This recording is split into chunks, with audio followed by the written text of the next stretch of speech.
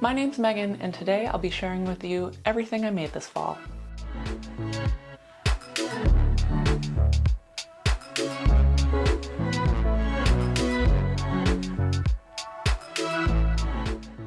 Unfortunately, I did spend quite a bit of time not feeling well and being sick. Not particularly super sick, but I didn't have enough energy to stand at a work table or sit at a sewing machine. I certainly didn't have enough energy to do math and to do any pattern drafting. Now, even having had said that, I did get quite a few things sewn up this fall, and the first being this Anthropology inspired top.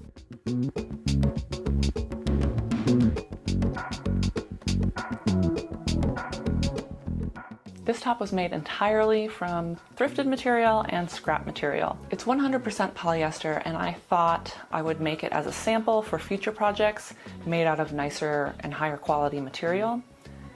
However, even being 100% polyester, and honestly quite on the low quality side of polyester, this shirt is a knockout. It served as a wonderful sample, but I'll just be wearing it a ton as it is. It's incredibly silky and smooth, cool to the touch, so I should be able to wear it throughout most of the seasons. Now, I've made the Vogue pattern 1387 quite a few times in the past. However, I've omitted the sleeves and made it into a tank top variation. I've never actually made the shirt as it's been intended, and I'm delighted to have finally done that. I will absolutely be returning to this pattern in the future. I'm thinking I'll use those silk saris I have and make up a few different shirts in a few different colorways. I absolutely love this pattern. It's so incredibly flattering. The one thing I don't particularly love about it is the button placket. It's just straight up and down as opposed to curved. And the material that I chose to do the button placket is the thicker of all the polyesters. And so it kind of can poke out in this weird, awkward way and not lay quite as nicely. But now I know that in the future I will use a thinner material so long as I can. In the construction of this shirt, it just made sense in terms of the pattern layout. I love the way everything looks. I just have to be careful that the button placket doesn't poke out. It's the one downside. Other than that, the shirt is 10 thumbs up. Absolutely perfect. The next project I have to share with you is actually the first thing that I made this fall. We had an unseasonably warm fall, and I thought I might be able to get a few wears out of what I'm calling the Villanelle Dress. Like many, I love all of the outfits that the character wears on the show Killing Eve, because of course, she's chic as shit. There was a time I certainly could not have pulled off this color of yellow. However, I'm reconsidering that with my new look these days, and I'm also contemplating returning to this dress and using an African wax print. I've been wanting to work with one for a while. I have a few in mind, nothing purchased yet. It's still just a notion. But looking at Villanelle's dress, you can see that the front is just one panel, whereas I have two to add a bit more shape. That's just the way the pattern was that I used, which is Newlook 0443. Now, upon closer inspection after this dress was made, you can see that the back of the Villanelle dress has these pleats in the seat area. I should have done a little bit more research before I made this dress, but I'm really happy with the way that this one turned out, and as I intend on returning to it with African wax print, I'll probably go that route, do the fluted sleeves, the front as one panel, and the pleats in the back seat area. However, getting back to this dress, I used this linen purchased at Blackbird Fabrics in the colorway Dancing Bean. I also used this black cotton voile to line the dress. Now, instead of making a liner and a dress separately, I simply treated the two materials as one and sewed the whole dress together as one. It made the construction incredibly simple and incredibly fast. It also helped with the slight transparency of this material, and of course it added a bit of warmth for the cooler temps. Now, the last thing I have to say about this dress is I made it without a zipper. I'm much more likely to wear a dress without a zipper. It's much more casual. I don't know what it is about it, but that's just how I go. You know, either it's a a looser fitting dress or it's an elasticized dress. I of course do make dresses with zippers and do wear them, just less often. I'm generally not as comfortable in them, but with the style of this dress and there being 4 panels as opposed to 2, it does give the opportunity to create a little bit more shape, which I think would be flattering in this silhouette with these colors. So I'm contemplating adding in a zipper and altering the dress slightly, just taking it in a bit more around the waist and making it a bit more fitted. I'm on the fence, yay or nay. Should I add the zipper or should I leave it as is? I can't quite decide. What do you think? In the spirit of working with linen and the warmer weather, I got right to working on the Protea Pant. I made it with this material that I bought from Blackbird Fabrics, specifically with this project in mind. I opted to alter the pattern and make it an adjustable elastic in the back of the waistband. I also made things a little bit more fun. The buttonholes are sewn with hot pink thread, and I also added this hot pink bias tape to the inside of the waistband to finish things off. Unfortunately, they're giant. I went off of my waist measurement, which indicated a size 14, but I could go down 2, if not 3 sizes. Now, when I finished these, I was pretty angry. I was upset and feeling a little hot. I set them aside with the intent of returning to them, disassembling them, and downgrading a few sizes. However, the fall temperature has finally dropped and it's cooling off here. So returning to a lighter weight linen pant just didn't make any sense. So I'm just going to go ahead and set them aside and return to them in the springtime. Now, in the spirit of making things 2 sizes too big, I have the Coe Trouser.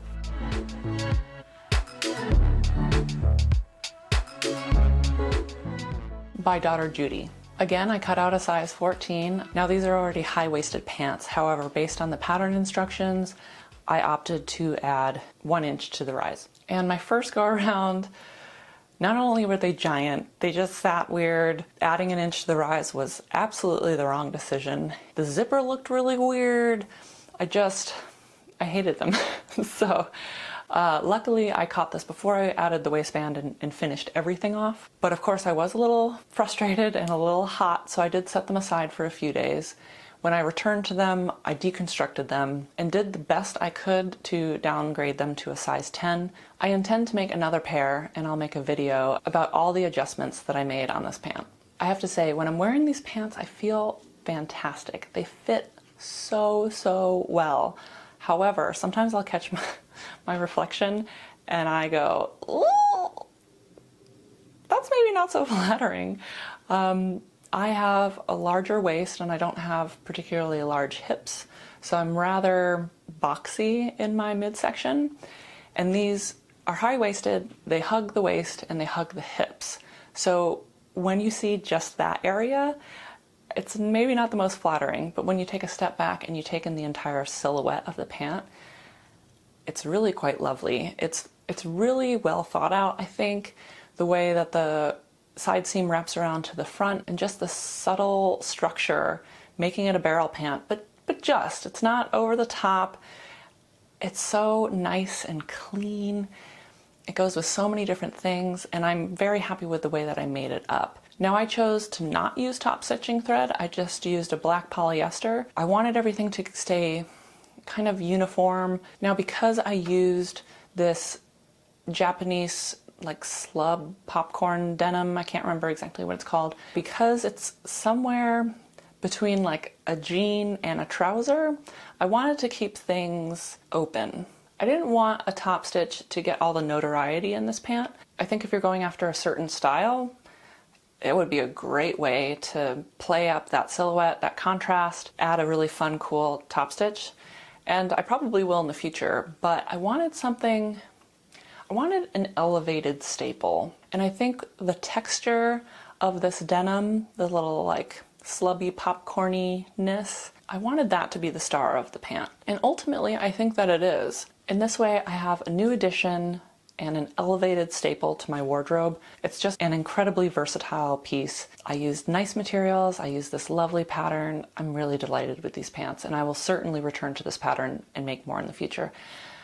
And I will be making a size 10, not a size 14. And now for the Melilot Shirt by Deer and Doe Patterns. I was inspired by, I'm just spacing on her name at the moment, but the channel and fabric store Guthrie and Ghani. She made this pattern up in the short sleeve variation with this Lady McElroy print. Again, totally spacing on it. I now own this print in a rayon voile, I believe, and plan on making the short sleeve variation. However, when I saw this material while perusing the site Fashion Fabrics Club years ago, I saw this wool blend and just the texture on it, I knew it would make the perfect long sleeve variation of the Melilot top. I added 4 inches to the sleeves and 2 inches to the body. I really love how this turned out, and I think I can play around with the length in future variations, which I will of course be making. I've had this pattern and this material for a number of years now, and I'm really glad that I waited to make it because I cut out the largest size, which I believe is a size 16 in the pattern that I purchased, and it fits like a dream. I love this shirt so much. Initially when I purchased this material, I was thinking the Melilot top, but then in the past few years I thought, well, maybe the Cali shirt by Classic Core Patterns. I've made up several of those and I really love them, but I'm really glad that I opted for the Melilot and just the sleeker, more fitted variation of the dropped sleeve button up and with the invisible button placket. It's just chef's kiss. I love it. I also opted to add in a touch of color. I used one of my silk saris to line the collar stand, the underside of the collar, and the inside of the sleeve cuffs. The material itself is a little scratchy, and I thought it would be a little bit irritating, but also I just kind of wanted to play around and have some fun. Very, very delighted that I made this decision. I think this is, again, an elevated staple that I've added to my wardrobe. The clean, simple silhouette with the just clean, simple black, but with the lovely texture of the material, makes this not only a staple, but an elevated staple. I will be reaching for this all of the time. The only downside is that so much cat hair. There's constantly cat hair on it, and I can't do anything about it. But that's what you get when you're a cat owner, so oh well. I was also able to finally get to these 2 pairs of denim jeans.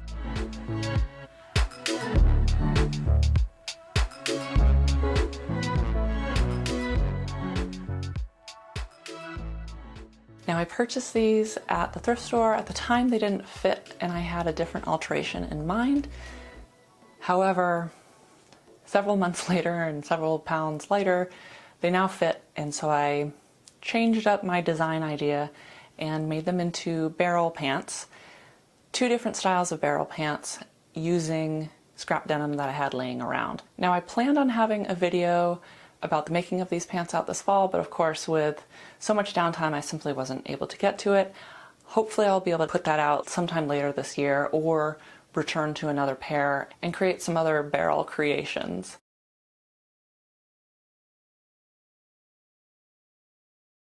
Speaking of denim mashups, I finally got these 2 pairs of jeans wearable. They were some of my first denim DIYs. Now I've learned quite a lot since making these, and it shows. These are a little bit embarrassing in certain places, but I've learned so much about working with reclaimed and prefabricated denim and making them into something else. So you gotta start somewhere. While these aren't picture perfect, they're honestly my 2 favorite jeans at the moment. I took them from low-waisted to high-waisted, added length in the legs where it needed it, swapped out the mismatched buttons for a matching set, helping tie the wabi-sabi effect together. I have more plans for these jeans involving visible mending and embroidery, so they will continue to be my denim guinea pigs. I honestly think of them as wearable art, and I'll just continue to add to the tapestry over time. Now, of course, I can't forget to mention the alterations. I have 2 skirts, both of which I took in to make high-waisted. They should add a little bit of fun and pizzazz, no doubt, for the winter this year. 2 tops, the long sleeve needing a button replacement and a new hem, which transformed it from a men's shirt into one of my new favorite button-downs.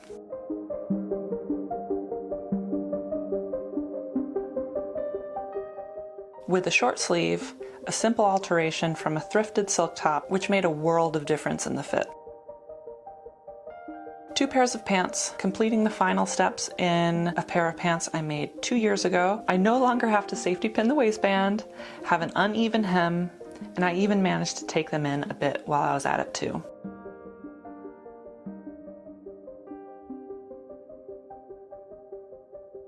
Lastly, a thrifted size 6 blue and white plaid pair of capris made into about a size 10 with the addition of a contrasting side panel. This is another item I'll be able to wear throughout all the seasons.